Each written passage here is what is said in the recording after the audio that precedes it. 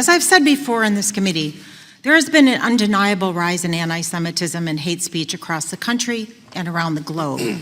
Anti-Semitism is a real problem that has existed for thousands of years and should be taken seriously by schools and universities and by elected officials.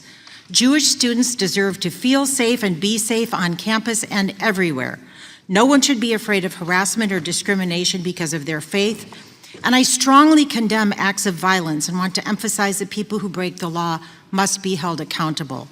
But instead of engaging with this topic genuinely and constructively, we have another performative hearing during which the majority will try to blame the left and what they consider liberal or elitist institutions and colleges for acts of anti-Semitism. It's another chapter in the majority's battle against higher education. And as we've discussed repeatedly, but is worth restating, when white supremacists marched in Charlottesville with burning tiki torches, chanting, "Jews will not replace us," President Trump said there were fine people on both sides, and I don't recall the Republican majority calling that out. General Kelly, who served as chief of staff in the first Trump administration, said that Donald Trump spoke favorably about Hitler, saying that Hitler had done some good things. Some Republican members of Congress have promoted conspiracy theories like Jewish space lasers that control weather and have accused, quote, Jewish globalist elites of pulling strings behind the scenes of government. Another, a member of this committee, quoted Hitler on the steps of the Capitol. Several members of President Trump's inner circle have public and prominent ties to white nationalist and white supremacist groups. There are more examples, but I've made the point. If this committee is going to tackle the rise in anti-Semitism, let's start there. Let's denounce and condemn all instances of anti-Semitism, including from colleagues and the administration. If we truly want to protect Jewish Americans, we need to speak out regardless of the source and not turn a blind eye when anti-Semitic attacks come from leaders of a political party. For those of us who do want to stop the rise of anti-Semitism on college campuses, I remind you that the federal government already has an entity in place to investigate and resolve anti-Semitic instances, the Office of Civil Rights, and it is housed, at least for now, in the Department of Education.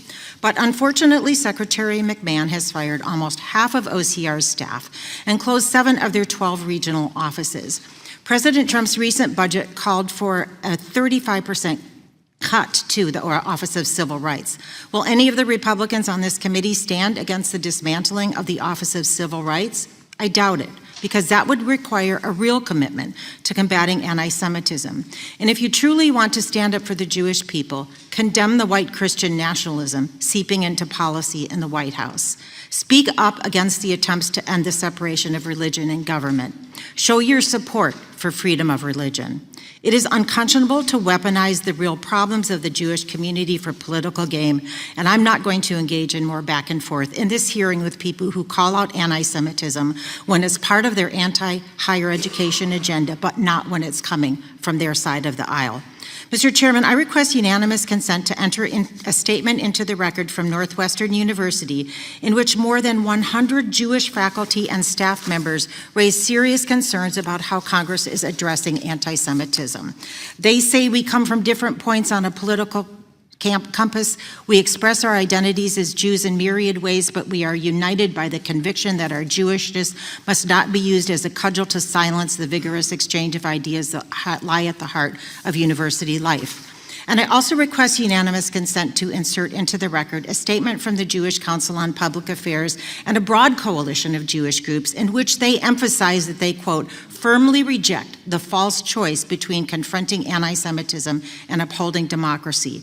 Our safety as Jews has always been tied to the rule of law, to the safety of others, to the strength of civil society, and to the protection of rights and liberty for all. It continues, it is both possible and necessary to fight anti-Semitism on campus, in our communities, and across the country without abandoning the democratic values that have allowed Jews and so many other vulnerable minorities to thrive. Mr. Chairman, as a mother who raised her children in a Jewish home— Without objection, they will be received. Thank you, Mr. Chairman. As a mother who raised her children in a Jewish home and as an active member of my synagogue for more than 25 years, I can no longer pretend that this is a good faith effort to root out anti-Semitism, especially when the Trump administration and the majority party are regularly undermining Jewish values, including justice, loving kindness, free speech, freedom of religion, and the Jewish responsibility of tikkun olam, to repair the world.